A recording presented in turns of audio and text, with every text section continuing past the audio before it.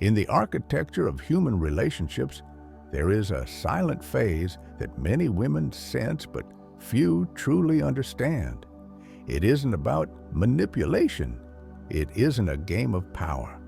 It is an unconscious, often primal process of evaluation. When a man encounters a woman, he perceives as high value not just a fleeting attraction, but a potential life partner who he begins to test. Friedrich Nietzsche once said, "The man's happiness is, I will. The woman's happiness is, he will." But for a man to truly surrender his will to a lifetime of commitment, he must first know the strength of the foundation he is building upon. He tests not to break you, but to see if you are unbreakable. Today, we delve into the deep psychology, the evolutionary roots, and the philosophical underpinnings of how men test the women they truly want. We will explore the hidden signals, the subtle provocations, and the ultimate truth about why strength, not submissiveness, is the prize he is actually looking for. Part 1. The evolutionary and philosophical why. Why men test. To understand the test, we must look back at our biological blueprint. From an evolutionary standpoint, a man's greatest risk is investing his finite resources, protection, time, and labor into a partnership that lacks resilience. But beyond biology, there is a philosophical dimension. The Stoics believed that pressure reveals character. Marcus Aurelius wrote in Meditations, "The impediment to action advances action. What stands in the way becomes the way." A man who wants a queen, a partner to build an empire with, wants to know, what happens when the world stands in our way? Will you crumble or will you become the way? The high-value filter. A man who just wants a temporary thrill doesn't test. He accommodates. He wears a mask. He tells you exactly what you want to hear because his goal is short-term. But a man who sees a forever potential becomes a gatekeeper. He tests because he is terrified of making the wrong choice. Part 2. 5. Specific signals and methods of testing. The 5 pillars of the male test. 1. The emotional reactivity test. The push. The scenario is, he might playfully tease you about something you're sensitive about, or he might intentionally play devil's advocate during a serious discussion. The psychology. He is looking for your emotional baseline. If you explode in anger or dissolve into insecurity over a minor provocation, he learns that you cannot handle the external pressures of life. The high-value response, grace under fire. Not coldness, but a grounded sense of self that says, "I know who I am, and your opinion doesn't shake my foundation." 2. The independence test. The step back. The scenario. He intentionally reduces the frequency of his texts or spends a weekend with his friends without inviting you. The psychology of this is the congruency test. He is checking if you have a world of your own. Are you a whole person, or are you looking for him to complete you? Philosophy tells us that 2 halves don't make a whole, they make 2 burdens. The high-value response can be that you continue your own life. You work on your progress. You go get your hair and nails done. You make it to the gym. You show him that your happiness is self-generated. 3.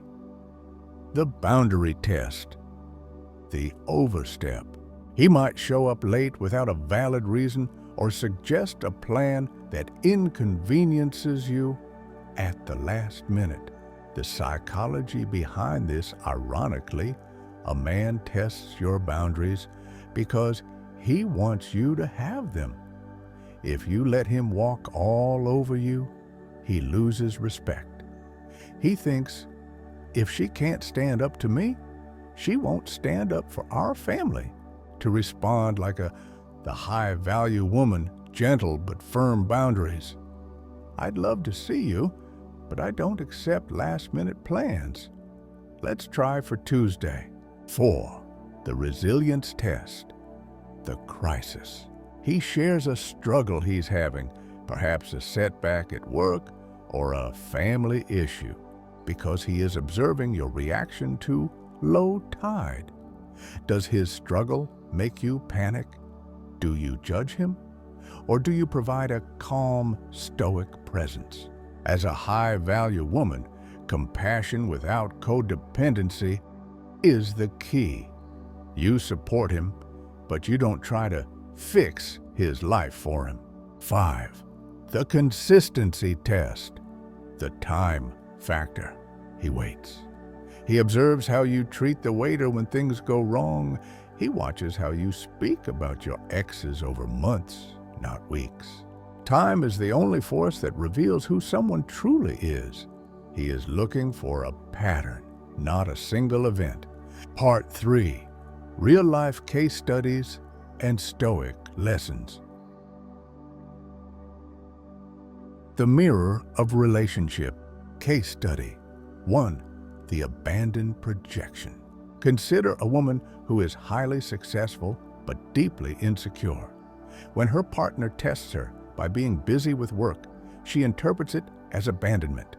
She calls him 20 times. She has failed the test of self-sovereignty. The man pulls away not because he is busy, but because he realizes he has become her only source of oxygen. Case study 2. The Queen's silence. Contrast this with a woman who understands her worth. When her partner tests her by being distant, she uses that time for her own spiritual growth. She posts a video on her philosophy channel. When he returns, she is not angry. She is simply vibrant. This tests him back. It shows him that she is a prize he must actively pursue to keep. The philosophical insight. Carl Jung spoke about the anima and animus. A man seeks in a woman the qualities of his own soul that he hasn't yet mastered. If he is chaotic, he seeks your calm. If he is rigid, he seeks your flow. But he will test that flow to ensure it isn't just weakness. Part 4. How to pass the test and why you shouldn't care. It is the ultimate paradox. The greatest irony is this: the only way to truly pass a man's test is to not care if you pass it. If you are performing for him, you are being nice, not kind. Niceness is a transaction. Kindness is a character trait.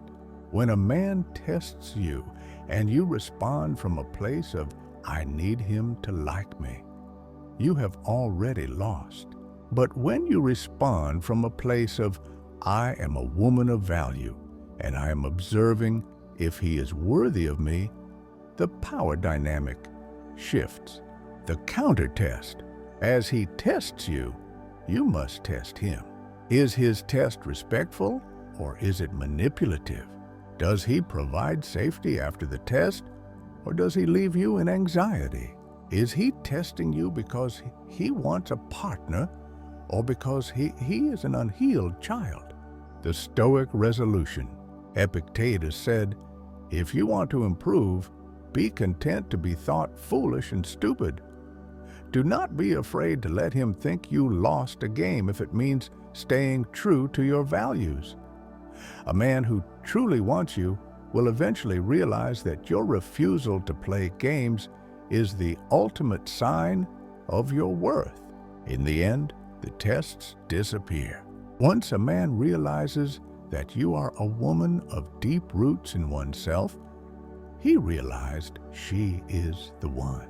He isn't looking for a follower, but he is looking for a co-pilot and someone who When the storms of life arrive, and they always do, we'll stand beside him and say, I am not afraid. I was born for this. Focus on your path. Build your empire. Master your craft.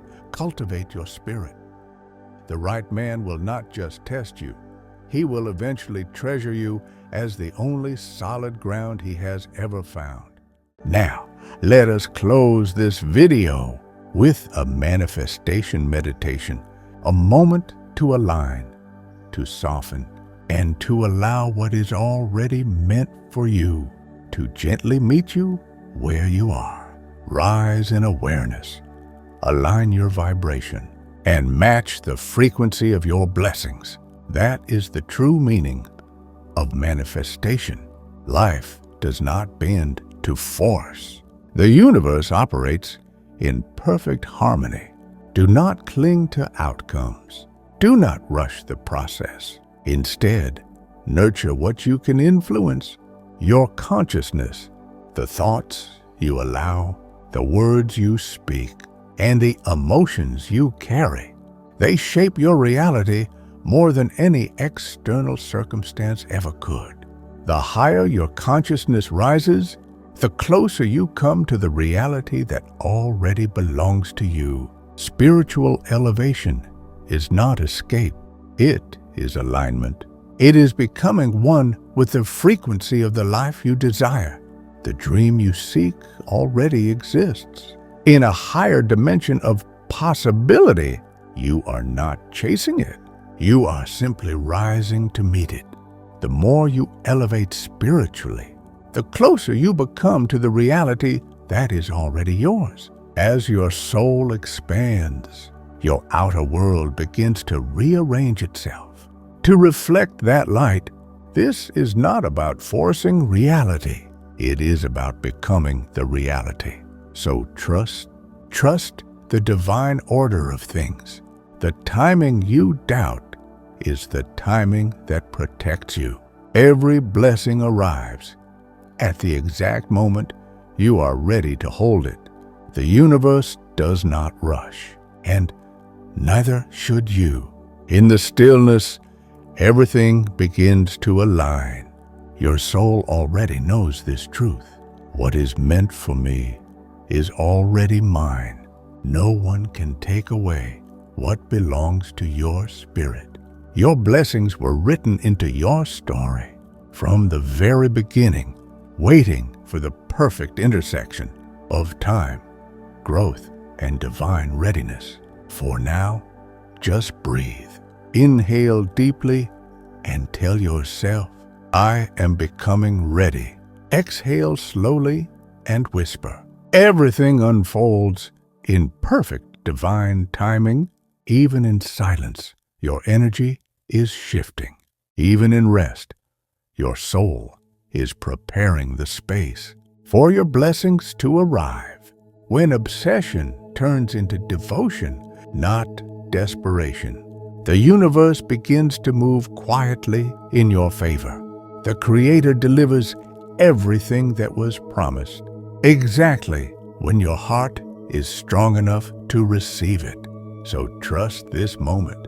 You are already merging with the life you were always meant to live. Your mission, your love, your opportunities, your divine timeline, they are all finding their way toward you. What belongs to me is already mine. Repeat it softly to yourself. What belongs to me is already mine.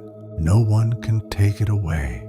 Breathe and believe, because you are already aligned with everything meant for your soul. And believe, God has a big plan for you. If you want more heart-healing truths based on psychology and inner awareness, hit that subscribe button and let us keep stepping forward into a life that is truly aligned with you.